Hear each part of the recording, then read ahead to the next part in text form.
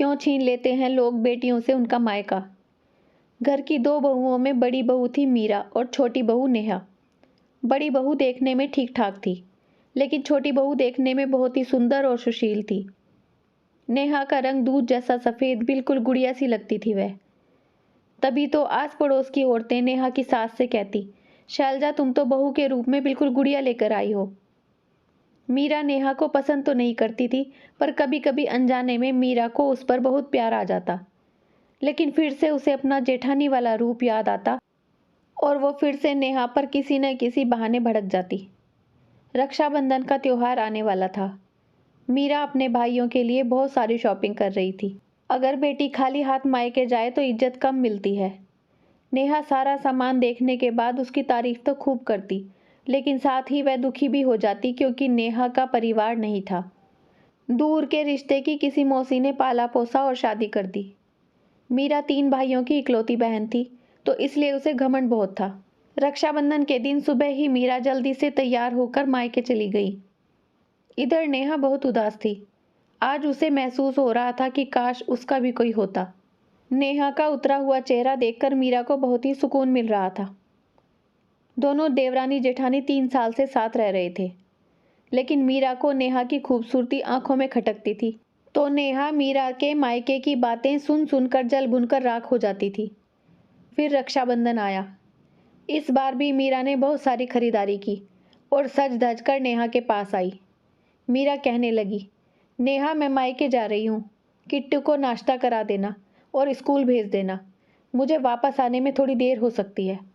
नेहा जो पहले से ही किचन में काम कर रही थी और मीरा के मायके जाने से दुखी भी थी, गुस्से से बोली, मैं क्या तुम्हारी नौकरानी हूँ? सारे घर का काम भी मैं ही करूँ और तुम्हारे बच्चों को भी संभालूँ। अपने बच्चों को साथ क्यों नहीं ले जाती हो? हर बार मेरे पास छोड़कर अकेली चली जाती हो मायके। अरे मैंने तो सुना है कि जेठानी का मायका भी देवरानी का मायका होता है। मैं हर साल राखी बांधने के लिए तरसती हूँ। तुमने कभी यह नहीं कहा कि नेहा तुम भी चलो मेरे मायके और भाई को राखी बांधना। मेरा मायका भी तुम्हारा है। नेहा ने कहा, तुम्हारे 3 भाई हैं, लेकिन मेरा? उसके गले से बात निकल ही नहीं सकी। गला भर आया और वो रोते हुए अपने कमरे में चली गई। मीरा ठगी सी खड़ी रह गई।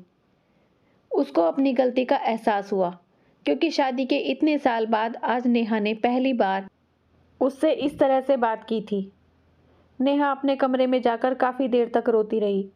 उसे ये भी याद नहीं रहा कि मीरा बाहर दरवाजे को बहुत देर से खटखटा रही है। नेहा ने उठकर दरवाज़ा खोला और बाथरूम में चली गई मुंह धोने के लिए।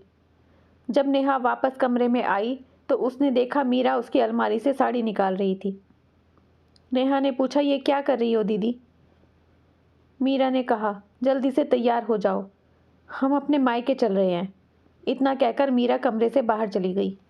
नेहा बहुत खुश हुई। उसने जल्दी से साड़ी पहनी और तैयार होकर गाड़ी की पिछली सीट पर मीरा के साथ बैठ गई।